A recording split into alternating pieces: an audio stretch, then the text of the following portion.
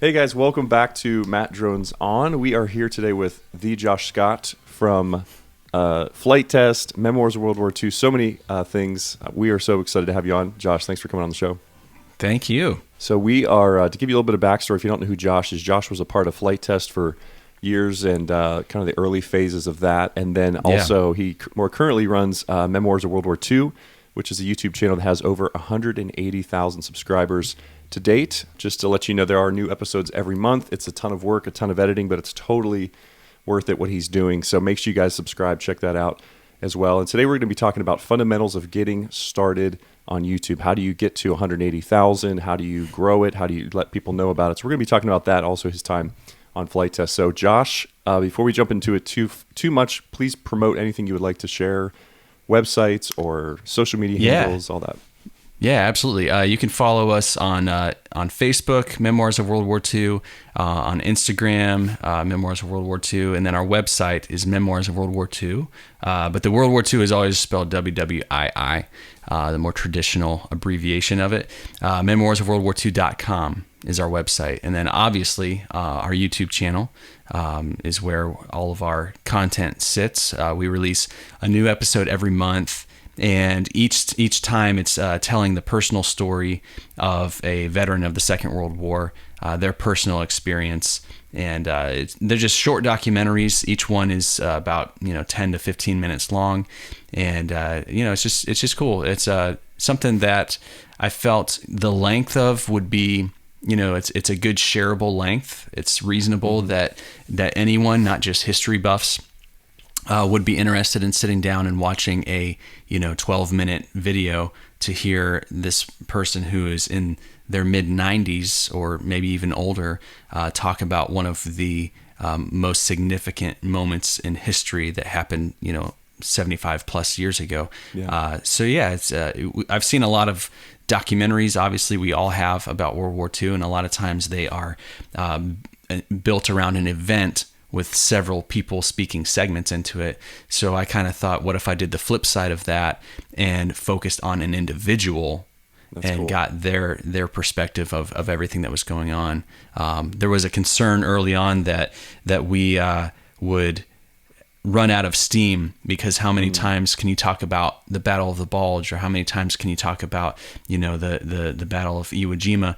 But I quickly found out that you can talk about the same event a million times from different perspectives, because the perspective is always going to be different. And the way that it affected the individual is always going to play out differently. So that's super cool. Yeah, so that's what we do. Yeah, it's awesome. Yeah, so guys, make sure you check it out. Like, it totally puts you there with the music and sound effects and all these other things. Like, it's so much work. I'm relatively new to YouTube, and it is a lot of work, but it's so fun, and it's totally worth it. So. Yeah, I should say too that this is all part of a mission. My wife and I set out to do a couple years ago to preserve the history of World War II from the people that were there that were losing so quickly. But having said that, we are actively going out and interviewing these veterans, and on our website, we have a form where you can go and fill out information about a veteran that a World War II veteran that that you would like to see featured on our channel. So we're getting contacted from people from all over the country, but also all over the world to come and record these interviews. So that's what we're constantly working on, is getting as many of these interviews filmed as we can before it's too late. Yeah, absolutely. So cool. And you guys have made so many trips, like all over the nation, stuff like that. And it seems like you have a great base too for Patreon. It seems like there's people really showing up to help support and and that's been we have people that contribute in other ways as well. We have t-shirts available on our website. You can make a donation on our website, but Patreon has been a huge help. Just people who really got behind the vision and support us every month through Patreon and whatever dollar amount they want. But yeah, it has enabled us to take these trips and be able to go to other parts of the country to get these stories.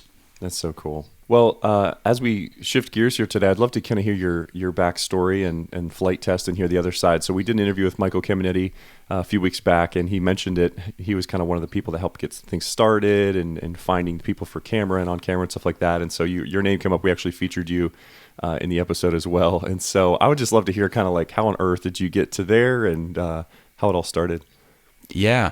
Well, it's funny because the guy who started Flite Test, Chad Capper, he's actually my cousin. Oh, and okay. yeah, so he's been a film and like TV producer for a long time. And he got into the RC hobby, and soon after he decided that he wanted to make a YouTube series that was built around having fun in the RC hobby, but also getting people educated and involved in the hobby, because he found out pretty early on that at the time it wasn't the most welcoming community. Really? And so it was hard. Yeah, it was hard for him to find people to fly with that would take him under his wing, no pun intended, and really kind of help him get over the hump of learning to fly, so that you can buy a plane and fly it successfully without crashing it and losing your investment. Yeah. So he decided to make a YouTube channel that would do just that. It would be a help to people who are just getting into the hobby. It would connect people with others who are already in the hobby, and just kind of take the whole hobby and just elevate it to another level. So he wanted to do this this YouTube series, and I think Michael was the first person that he brought on to do it. Michael's obviously extremely talented. Yeah. Cinematographer, director, all that kind of stuff. And it was Michael who, he and I are childhood friends. So Chad was looking for like the hosts for the show. And they had a guy in mind who knew a lot about the RC hobby. He'd been doing it for years and years and years, Josh Bixler. Mm-hmm. And they're like, Chad wanted to have the opposite, the antithesis of that, in the form of someone who knew absolutely nothing about the hobby, that could kind of speak for that guy who is just getting into the hobby, but he's intimidated to ask dumb questions. Yeah. And so Chad said, we need someone who can do that and kind of play it in a funny way, genuine, but still like bring some humor to it. Sure. And it was actually Michael who was like, what about your cousin Josh? He does. He plays dumb all the time, and a lot of times is not even playing. But with both Chad and Michael, I've done plenty of work in the past on video work where I got to do some element of comedy, and so they thought that it would be a good fit, and they brought me in for the first episode, and I literally came into that situation with no knowledge whatsoever. I did not know anything about planes, let alone RC planes. Nothing about it. So every single episode was a new discovery for me. That's so and cool. that's really what Chad wanted from the beginning. So yeah, it's and it just it was just this interesting thing that we started doing, and I'm like, I've never been a part of anything like this before. I'm surrounded by great people. Not only is Chad a relative of mine, but he's one of my good friends, and Michael has been a good friend for years. And then Josh Bixler, I mean, he is just like the nicest guy in the world. Wow. And we people always talk about the chemistry that Josh and I had in the show, and sometimes I'm like, I agree, but sometimes I'm like, I feel like it's kind of a one-sided thing, because Josh is just so warm and friendly and welcoming. Like, I feel like he could have good chemistry with anybody, That's so cool. But I love him. He's such a great guy. And so yeah, that's kind of where it was. And so it quickly, we got picked up by a sponsor, and we're able to do more. I think we started in October of 2010, and by January or February of 2011, we had our first sponsored trip out to California, where we got to go shoot on location out there and do some episodes. So yeah, and from there it just kept growing and growing. Michael was talking about like you guys would do like a bunch of goofy videos when you were kids and stuff. Was that more for like youth group and things like that, or was it just like you guys enjoyed? No, skits and sketches and stuff? Or? Yeah, Michael and I, they're goofy videos, but for the most part, the ones that I remember, they weren't intentionally goofy. We wanted to make like action movies and things like that. Is there any of this on YouTube or anywhere? Do you have any access to this stuff? This would be incredible. Here's the thing, Matt. To show right now as you're talking about it and just like director's commentary. No, absolutely not. But Michael's parents, they threaten me with these home videos that they still have that Michael and I made all the time. Threaten's a strong word, but it's a little bit, it's how I feel sometimes because just the nature of what's recorded in those videos would be humiliating, I guess, if it ever got out. No, I mean, if you can imagine, I'm saying that in jest mostly, but if you can imagine, two 11, 12, 13-year-old boys that are, trying to make like the next Die Hard, it's it's so pretty funny. Yeah, it'll be something to work towards one day. One day we'll get the footage. Yeah, you mentioned it. I'm like, I would love to go to just B-roll of that. No, that's awesome. Yeah, so when you guys got into Flite Test and things like that, did you know it would get as big as it was, or was it kind of like, this is fun, or because it seemed like you guys had pretty fast success, Yeah, absolutely. No, we didn't know that, but the thing that stood out on the surface was the production value, which Michael, I mean, he can't do anything without it being, just aesthetically amazing, you know. And so that really helped us get our foot in the door and really start to get noticed. But just with pretty much anything, my belief is that, good production value, whether it's music or if it's, a video series or a movie or, whatever, good production value will catch people's attention. But what keeps people's attention and what causes growth is what's behind that great production value.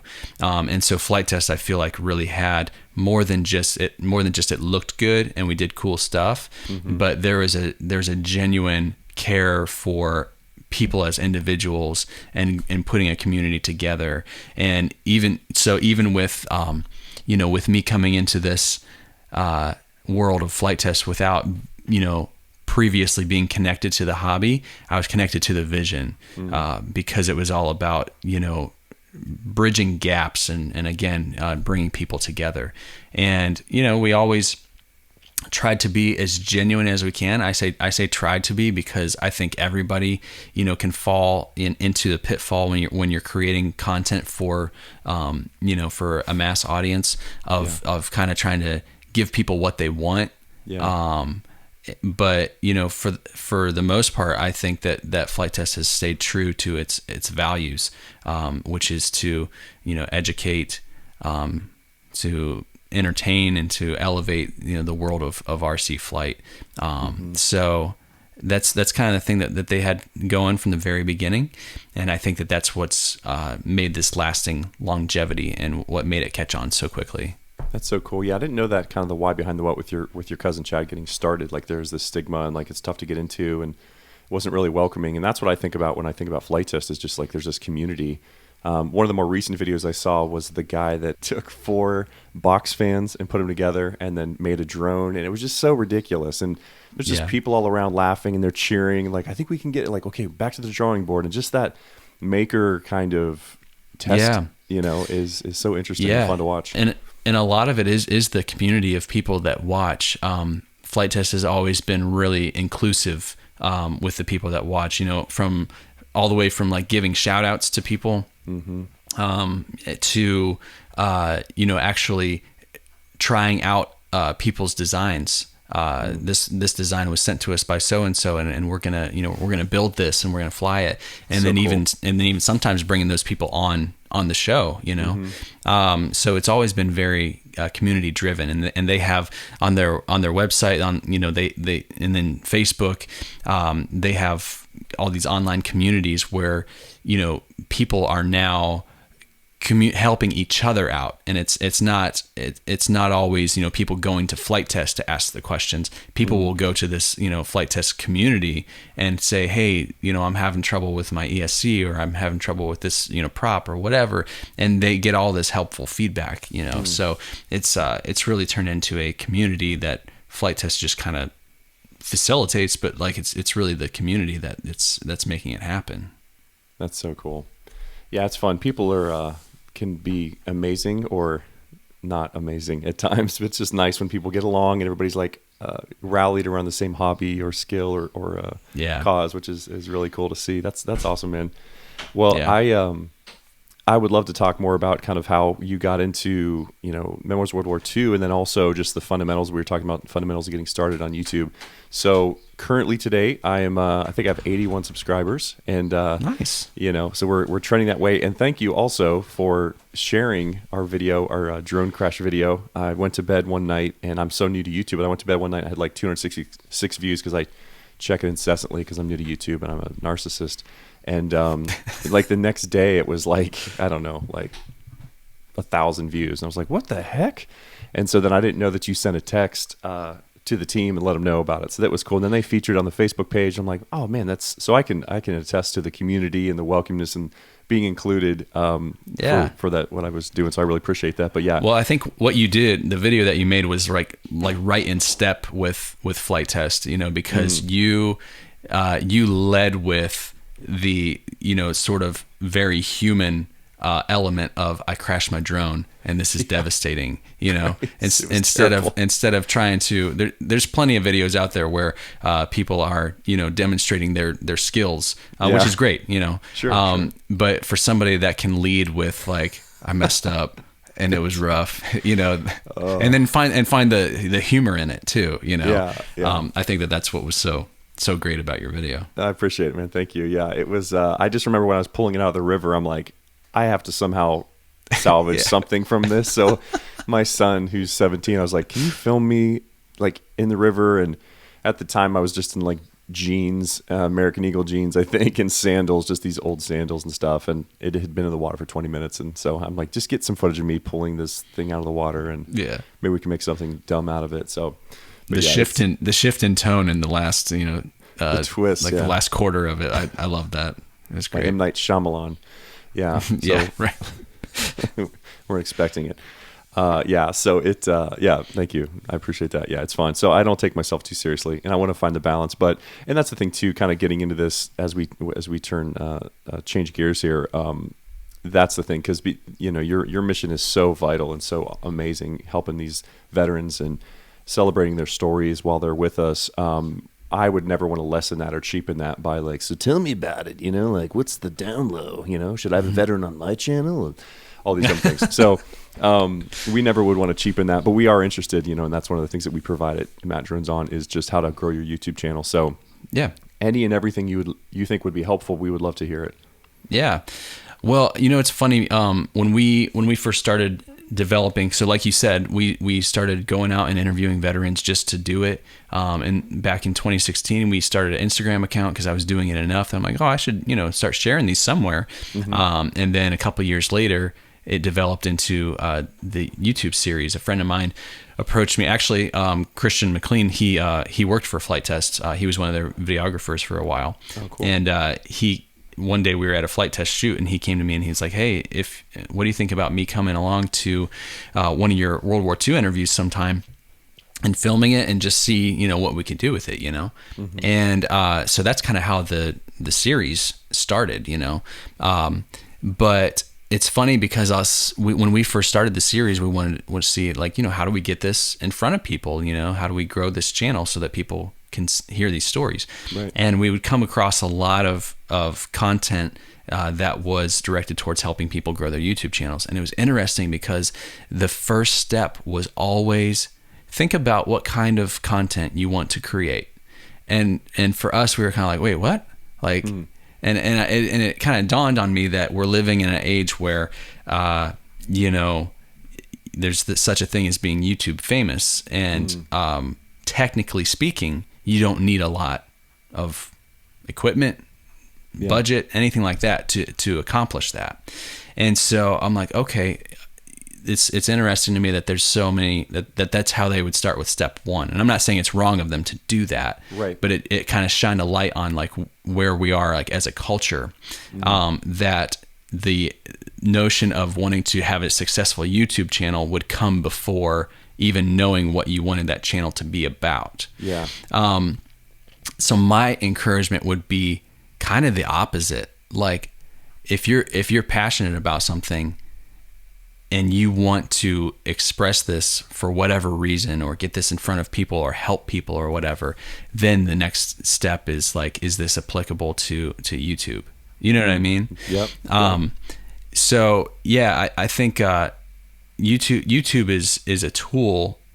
In my opinion, YouTube should be a tool to get the thing that you're passionate about out there to people, rather than the other way around, where it's like, oh, I want to make a YouTube channel. What should I make it about? You know what I mean? Mm-hmm. So because that passion will really be the thing that guides you through the whole process, through the ups and downs, because there will be ups and downs. One of the most horrible traps that you know I think YouTubers fall into, and we definitely did, was when you reach a certain level of success.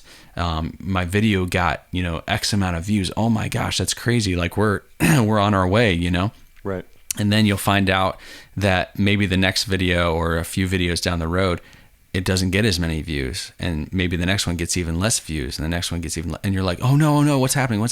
Right. The passion that you have for your content is going to be the thing that keeps you going beyond that.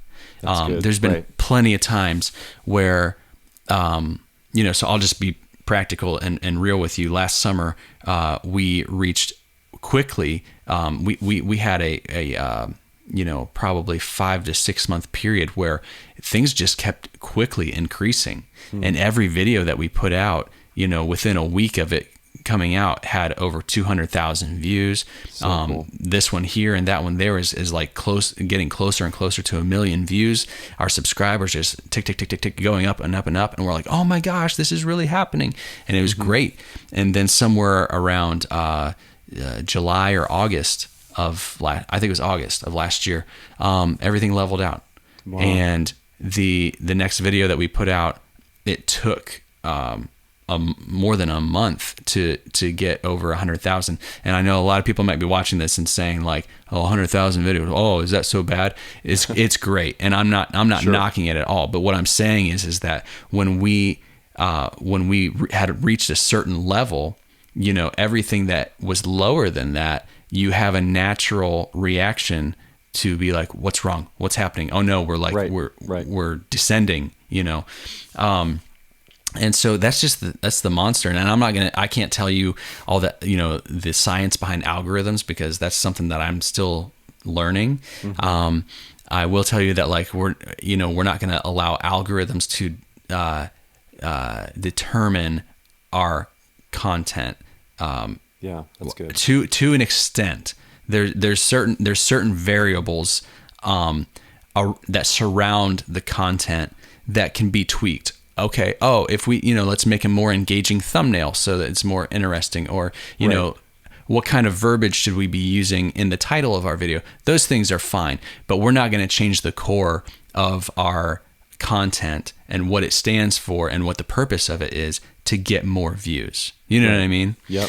So anyway, the passion that you have for the content that you're making will propel you through all of those times. So good. There's been plenty of times where I'm like, man, this takes a lot of my time, a lot of my effort that I could be putting, towards other things. And I have a family and everything like that. Mm-hmm. My family gets plenty of my time. I'm not saying that I ever put this above them, sure. But when our last video had, 500,000 views, and this one has been released 4 weeks ago, and it's got 24,000 views. It's like, what's going on? Like, I put so much time and energy into this, people, how come I'm not getting as many views as the last one did? Right. There's been so many times where that's happened, and I had to step back and say, hang on a second, man.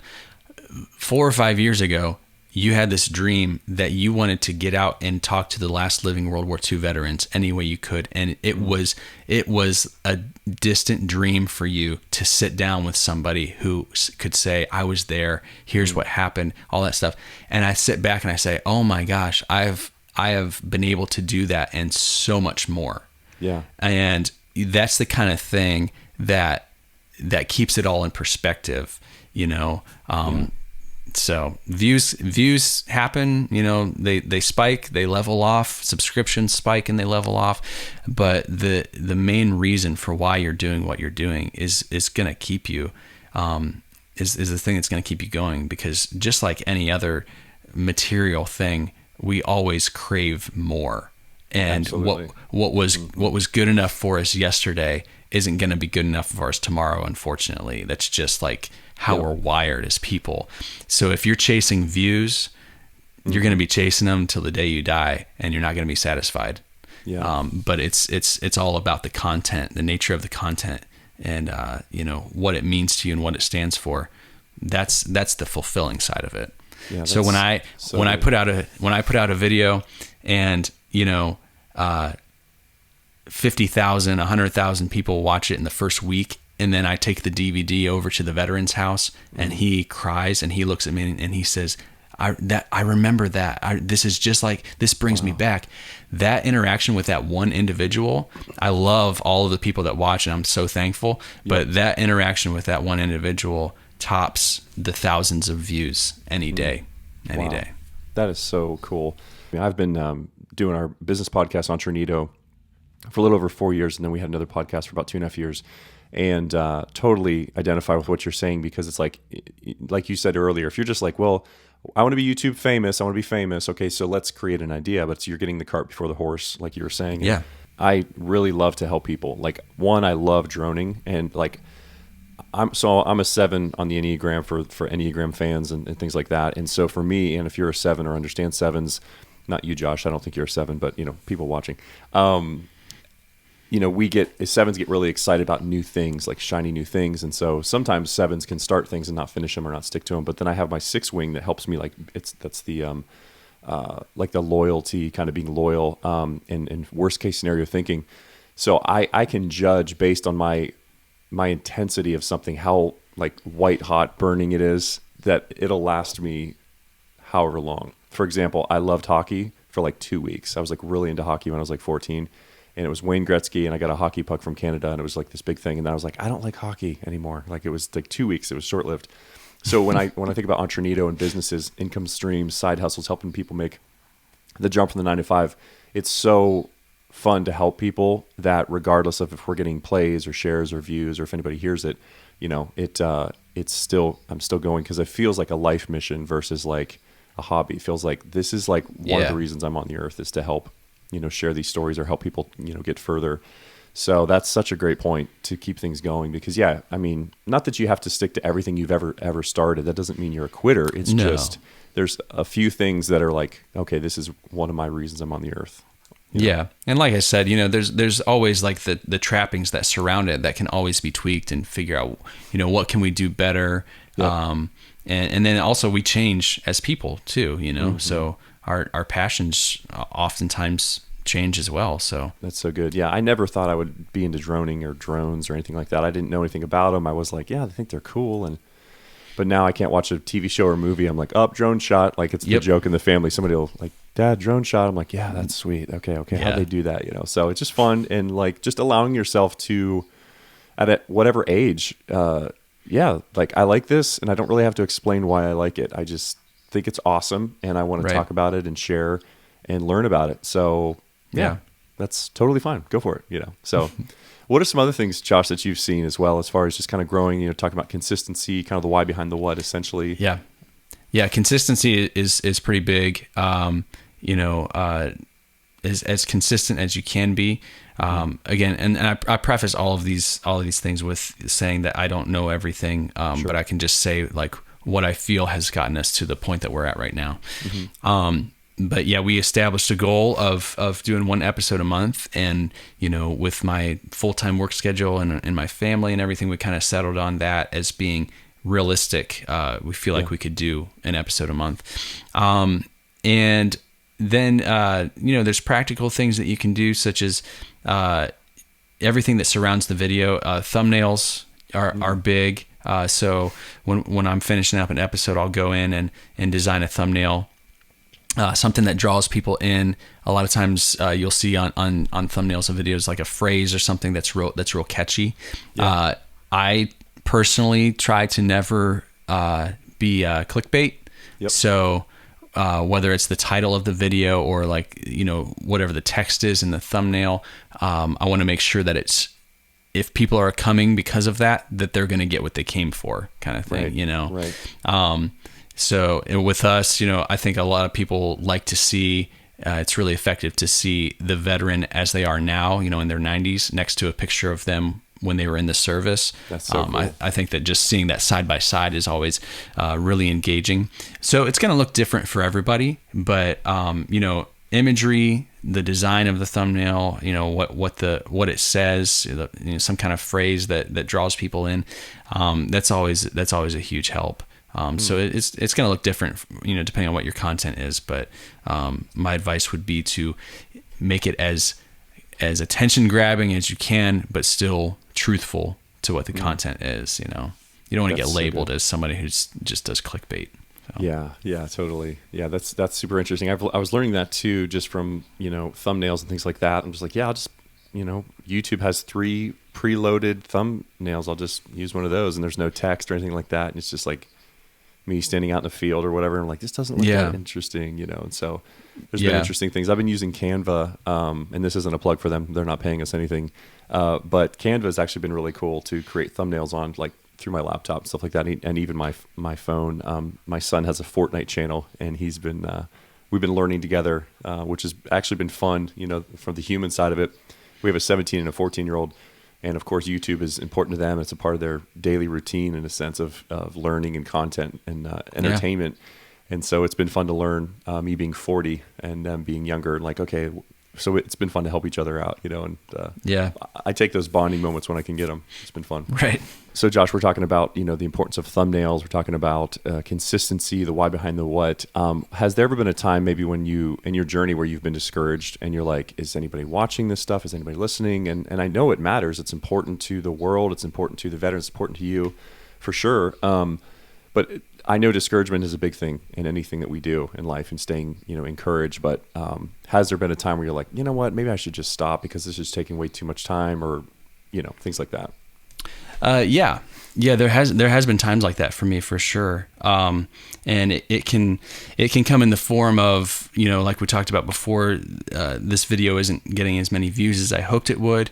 It can come in the form of a comment. The internet can be such a nasty place, because we all sit behind the comfort of our phones or our computer screens, where we don't have to confront anybody face to face, so people can say whatever they want to say.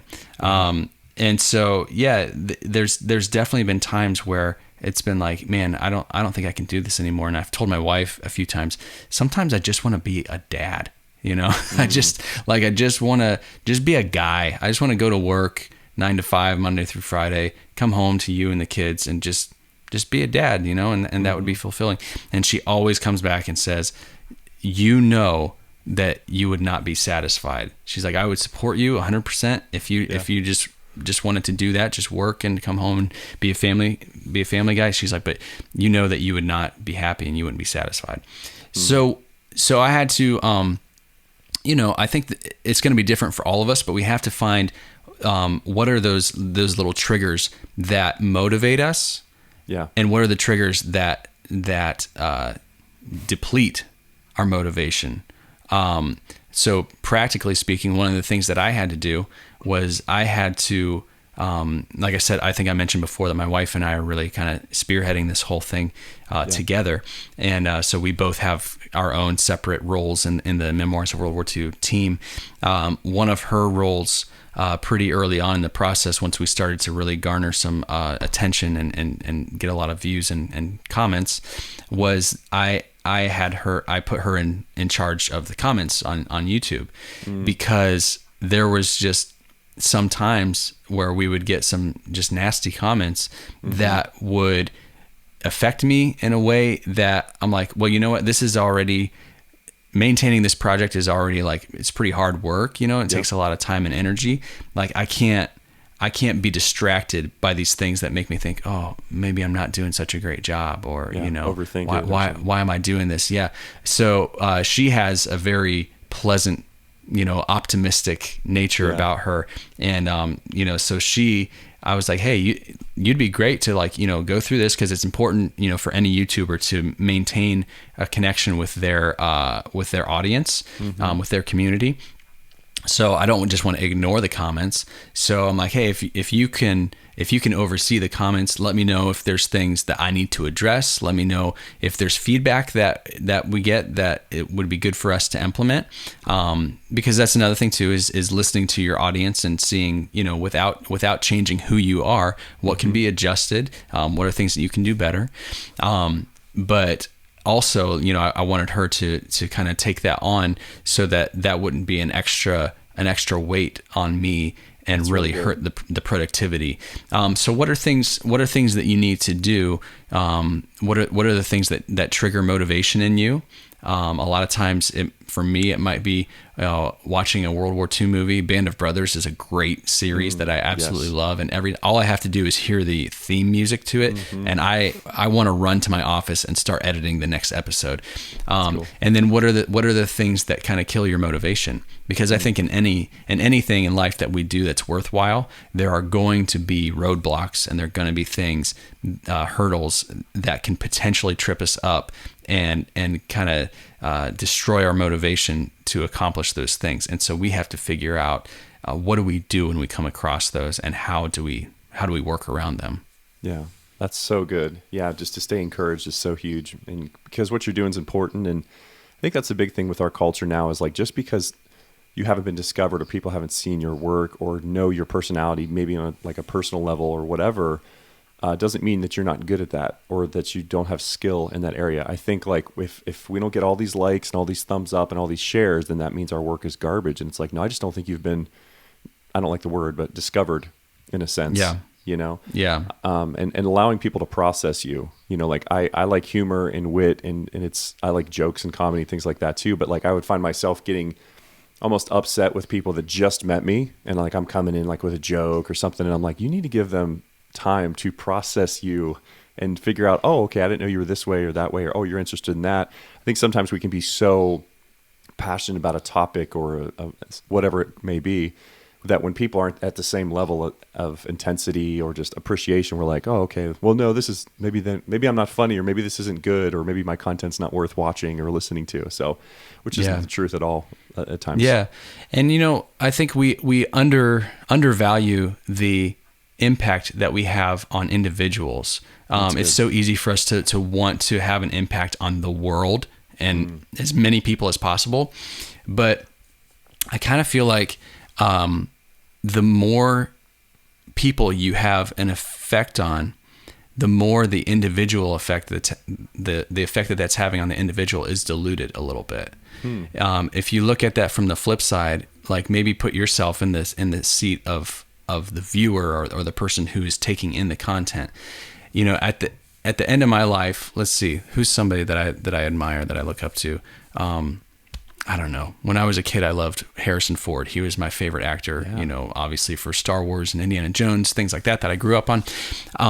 You know, at the end of my life, I'm not going to be thinking about the famous people that had a big effect on me and a million other people in the world. Wow. I'm gonna be thinking about the individuals who I had a personal connection with, and they will have had the biggest impact on my life. So that's awesome. You can, you know, it's great to have all the views, to have, you know, throngs of people that are watching your content, but don't value numbers over the individual impact that you're having on somebody. Yeah. And so again, you know, going back to when I get to watch, and I don't get to do it often, obviously, I only get to watch the finished episodes that we do with the veteran when it's ones that live, in the vicinity where we live. I don't travel back to California to watch the video with a guy that I interviewed in California. Right. But when I get to have that one-on-one with them, that just means so much. And then when I have a conversation with an individual who says, man, the work that you do inspired me to go out, and now I'm going out in my community and I'm talking to veterans and blah, blah, blah. And I'm like, that's awesome. That kind of stuff is just worth so much more. It has got so much more weight to it than 1,000 views. Wow. 1,000 views, Yeah. So really, it's more about, to me anyway, it's more about what's the impact that I'm making on individuals rather than like what's the impact I'm making on like masses of people. Wow. That's so good. I've honestly never heard that before. That's really good. It makes sense though, because I'm like, yeah, I'm not worried about, Harrison Ford at the end of my life, or someone who's, most random famous. Thing. I just realized that I'm like, do I not have any heroes right now?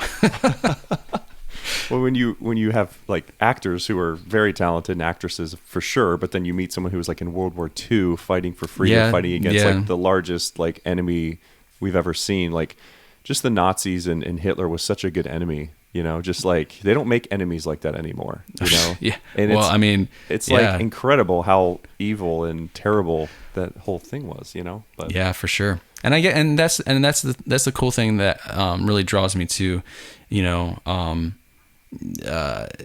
not drawn to war, and that kind of thing.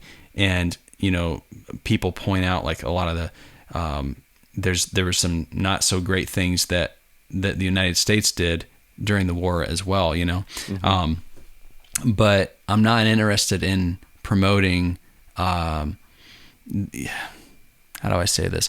What I'm interested in is the story of the individuals who, gave of themselves selflessly, and they were in the thick of it, and they saw their friends died. They might have gotten injured or captured or whatever, but they weren't like superheroes. They were normal people, And so those are kind of who my heroes are right now.